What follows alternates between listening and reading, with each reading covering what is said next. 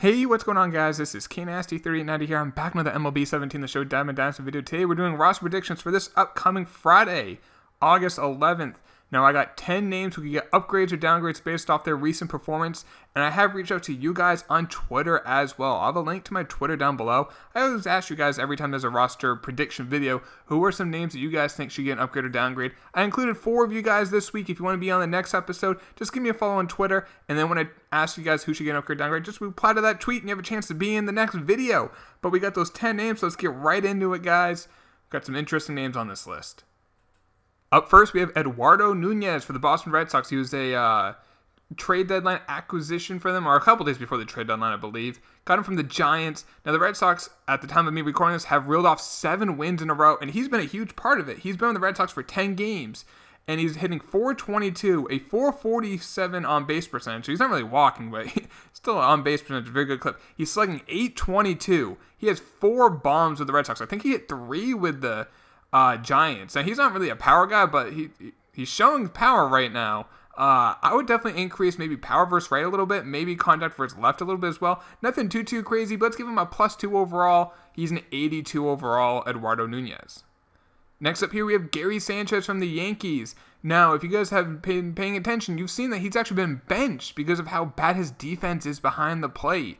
And Girardi doesn't like using their catcher as a DH because then if there's an injury with their first one, they have to take out the DH and they have to use basically a National League lineup. So he hasn't been playing because of that. Now, he's not injured, so they can still change his overall. And I think they should bring him down a little bit. In August, I know it's only been about a little over a week, but he's hitting only .211 with 1 home run. And, I mean, his average has gone down. He's hitting about, I think, .260 for the year, so it's not that high. He was so good last year this time, August and September. But I'd say bring down fielding a little bit. I mean, if you're benched because of your fielding shouldn't be 72. I think his arm's still legit. His arm's amazing. Maybe his arm strength goes up and his fielding goes down, but I say bring down contact a little bit. I say -2. He's still a gold, but only an 85 overall, Gary Sanchez. Here we have Cody Allen, closer for the Cleveland Indians, and I have him going down 1 overall. He's not having an awful year, but there's like a stat that I think they could change.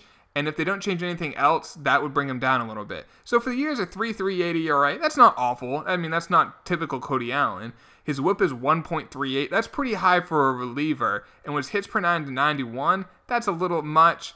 Now, but the big thing, he's given up 6 home runs in 45 innings. That's pretty high. I think they should decrease home runs per 9, maybe down to like a 60. If you do that, it becomes an 86, not an 87. So I'm going to say down 1 overall for Cody Allen. He's still a gold. He's an 86. But, I mean, they could even bring down hits per 9 if they want. But I think the amount of home runs he's given up this year, I say bring that down a little bit. Make him an 86 overall.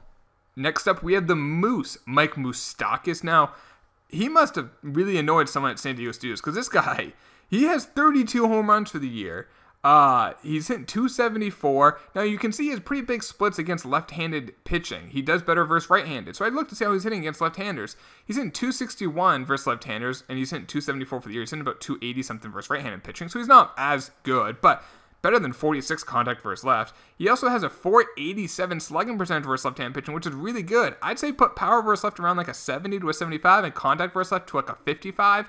Let's give him a +2 overall. Let's make him an 86 overall. I might even say 87 because it is 84 fielding, but I'm going to be conservative and say a +2 86 overall. If I had one bet on a card to go gold, you guys always ask me, Moustakas. Well deserving. You can even increase power versus right if you want, but we're not going to touch it. We'll just say +2 86 overall. Next up, we have Marwin Gonzalez. I'm giving him a +2 as well. So Marwin is just having a breakout year. Now, he's always been a power guy, as you can tell by his power versus right and left. Now, he has better power versus left, but they're pretty much relatively the same. Like a 5 difference is pretty fair. For the year, he has 20 bombs, but he has a .574 slugging, so he's also getting a lot of doubles. He's also hitting .314 for the year. I say increase power versus right and left, maybe a little bit, like 3 or 4 each. Increase contact a little bit. Let's make him an 84, not an 85. Not a gold, but I'm putting him at 84 overall. Not a bad, really, budget card. I mean, he's really solid at a lot of things. Like, if you're going real budget, Marwin Gonzalez, also really good for Battle Royale. But there you go, guys. Marwin Gonzalez, 84 overall. Here we have Jay Bruce from the Mets, and we actually got one of you guys on Twitter mentioned him. We got Sean, said Jay Bruce consistently hits .260, 29 home runs, 75 RBIs. Now, I don't care about the RBIs, But he's right. He does have 29 dingers. He's hitting 260. Now, as you can see, he's another guy who's huge splits. Hits righties incredibly well, struggles versus lefties. So I looked to see how he's doing against left-handed pitching, and he's slugging 495 versus left-handed pitching. He's slugging 534 versus right-handed pitching. He's better versus right, but for slugging purposes, he's still slugging the ball very well versus left-handed pitching. I'd say put like power at like 65. We're going to jump him up to an 81 overall. Nothing too crazy, but I think Jay Bruce should go silver, 81 overall. Here we have Gio Gonzalez, and we got Dirt Sox 1 telling us Gio Gonzalez has a 2.66 ERA, and hitters are only hitting 2.06 off him for the year. And Dirt Sox, you're right on the nose on that. He's been pitching so well this year. He's rated the 2.66 ERA, almost had a no-hitter a start or two ago. His whip for the year is a 1.15. Now, he's walking a good amount of people. That's Gio Gonzalez's thing. He does walk a good amount of people, but he's pitched 142 innings. He's only given up 105 hits, which goes to the batting average against him about, I think he's a 208. So I would say increase him +3, not a goal, but +3 to an 84. What they should do is maybe increase Ks a little bit, but definitely hits per 9. Put that at like 75, maybe 80. I don't know. If you put that high, you might even go gold. But hits per 9 needs to be huge. They have him like at average to below average. He's above average, borderline elite this year in terms of hits per 9. Definitely increase that at least to like a 75 there. But I'm going to say for an overall for Gio, let's put him in 84, a +3 overall. Next up, we have the artist formerly known as Mike Stanton, Giancarlo Stanton. And Chaos Onion said, Giancarlo Stanton a diamond. He has 37 home runs and is batting well against right-handed pitching. Max out power versus left and increased contact versus right. Now, his power versus left is already maxed. I think he meant to say power versus right, max that out. He actually has 38 home runs. He hit on another home run Tuesday night. He's in 277 average for the year. Versus right-handed pitching, he's in 280. So he's in 280 versus right-handed pitching. I say bring that up to like a 70 maybe.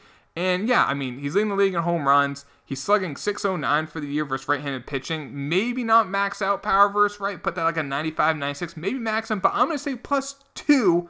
We got ourselves a diamond. Giancarlo Stanton. There you go, guys. The Marlins have a diamond. Here we have Alex Wood from the Los Angeles Dodgers, and I got him going up. Now, you guys mentioned him a few weeks ago going diamond. I never thought he'd go diamond because they do take a 3-year average, and he's having a huge breakout year for him. But I still think he should get an upgrade. I'm going +2. Now, for the year, he has a 2.33 ERA. Really good. His whip, I mean, that's like, I think that might be one of the tops in the league. His whip is 1.02. Really good for a starter. And he's pitched 104 innings. He's allowed 5 home runs for the year. And the thing is, Dodger Stadium's not much of a home run hitter's ballpark, especially at night. The ball doesn't carry. Now, we're going to get to another card in a second, which is why it's so impressive. That does maybe that hurt him a little bit in terms of San Diego Steel's not giving him an upgrade in home runs per 9. But I think that's why you should get an upgrade in home runs per 9. Put that to like an 80. That's really good. If you do that, it's going to put him at an 88 overall. That's a +2. You got yourself another borderline diamond starting pitcher with the Dodgers when you add in Yu Darvish there. So there you go, guys. 88 overall, Alex Wood. And lastly, we got Cody Bellinger, who I think should get Rookie of the Year in the National League. I don't see anyone who would disagree with that.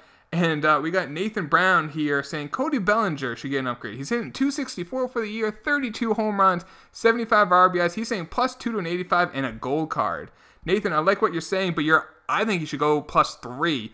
You're right. 32 home runs, a 264 average, maybe change contact a little bit, but his power, both of those should be at least 90. Cody Bellinger should have 90 power versus right and left.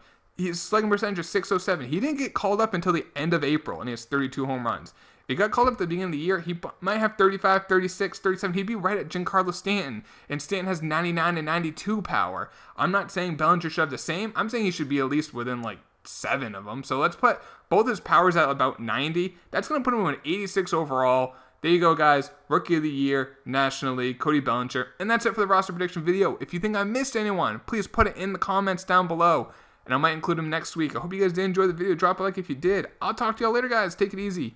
Peace.